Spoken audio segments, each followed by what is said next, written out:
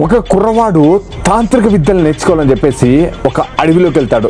ఎవరో చెప్పారని. అతనికి కొన్ని గంటల ప్రయాణం తర్వాత ఒక పెద్ద మనిషి ఎదురొస్తాడు. ఆ పెద్ద మనిషి అడుగుతాడు, ఎక్కడికి వెళ్తున్నావు అని చెప్తే ఆ కుర్రవాడు చెప్తాడు, ఇలా నేర్చుకునే దానికి వెళ్తున్నాను అని చెప్తాడు. అప్పుడు ఆ యొక్క పెద్ద మనిషి, ఈ అడవిలో క్రూరమైన జంతువులు ఉంటాయి, జాగ్రత్తగా వెళ్ళని చెప్పి వెళ్ళిపోతాడు. అప్పుడు ఈ కుర్రవాడు ప్రయాణం కొనసాగిస్తూనే ఉంటాడు. కాసేపటికి అతని వెంట ఒక క్రూరమైన తోడేలు వెంట పడుతుంది. ఆ తోడేలు వెంట పడితే అతను పరిగెత్తిస్తాడు.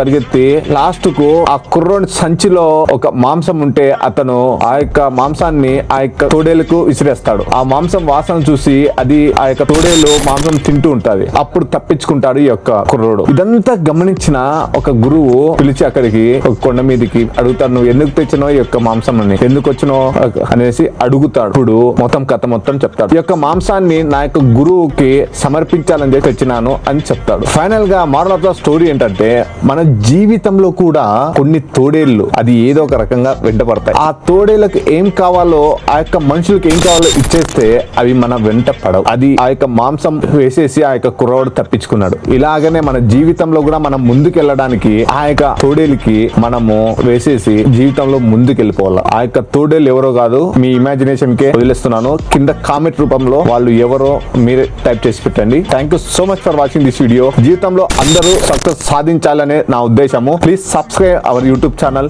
జై హింద్.